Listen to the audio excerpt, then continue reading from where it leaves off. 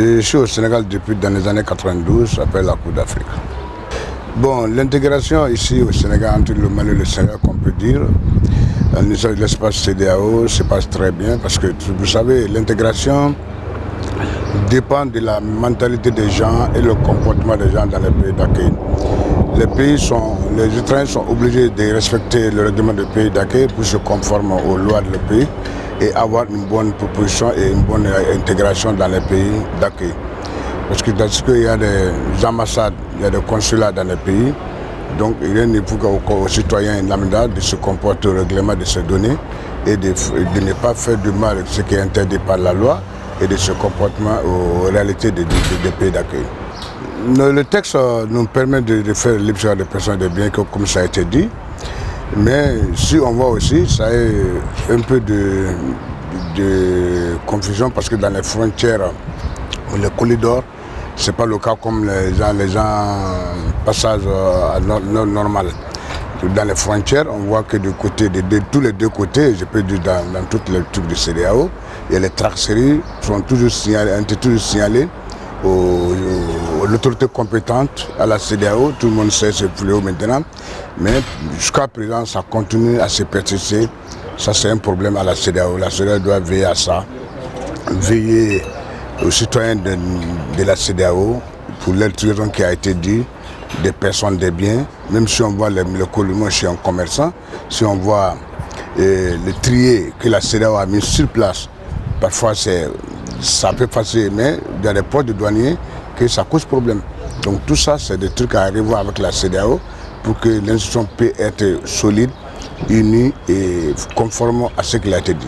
Le Sénégal, c'est mon pays d'accueil. Au Sénégal, en tout cas, on n'a pas de problème de se réconforter parce qu'une fois que vous êtes au Sénégal, il faut vraiment au règlement du pays, ne fait pas, comme j'ai dit à mon négociant, de respecter le pays d'accueil, de respecter les données du pays d'accueil, et il n'y a aucun problème. On vient d'assister aujourd'hui, les attentes sont énormes, parce que si on voit aujourd'hui ce qu'on a vu sur le règlement même de la CEDEAO, il y a beaucoup de gens qui sont dans les migrations dans les pays d'Afrique qui ne connaissent pas le nombre de jours qui est attribué à une personne.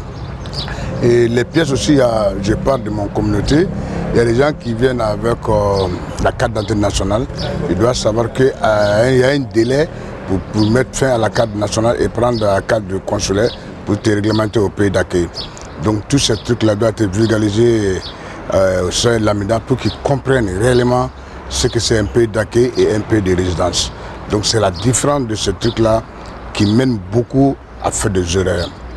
Parce qu'il faut comprendre, dans le pays de résidence et le pays d'origine, il y a une différence.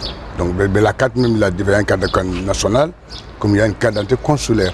Donc ces trucs-là doivent être vocalisés avec la CEDEAO dans les ambassades pour que les gens comprennent réellement ce qu'est ce fléau. En plus, en matière commerciale, il y a les libre de personnes sont bien fructueux entre le Mali et le Sénégal, que je peux dire, parce que c'est là-bas que je connais très bien. Les camions maliens rentrent ici comme il faut, ils paient les dédouanements avec le tarif de réglementation de l'UMOA.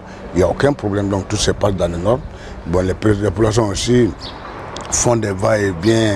Il n'y a pas énormément de problèmes, même avec l'autorité sénégalaise. Il y a la compréhension, il y a l'entente, beaucoup de choses qui se font, qui nous met dans les bons droits pour aller dans les bons droits. Il faut une continuité à la région et puis il faut une obligation d'accepter les décisions prises. Les gens se prient, mais je crois que ça se met dans les valises et ça ne s'applique pas à la lettre. Donc il faut que ça s'applique à la lettre qui favorise le citoyen de l'AMIDA à appliquer. Mais si ça ne s'applique pas à la lettre, il y a un problème. Aujourd'hui, on a vu dans la salle, le CEDEAO a pris beaucoup en compte, mais la santé n'est pas prise en compte avec la CEDEAO. Et la santé aussi fait partie de ces outils qui doivent être mis en compte. Le commerce a été pris, l'aller-retour a été pris, le problème individuel a été pris, mais la santé fait partie du problème mondial d'une personne. Ça doit être élargi et bien surveillé aux citoyens lambda, pour qu'ils comprennent ce qu'ils font, c'est ça qui est les normes, ce qu'il ne faut pas, c'est ça qui n'est pas les normes. Donc cela doit être pris en compte.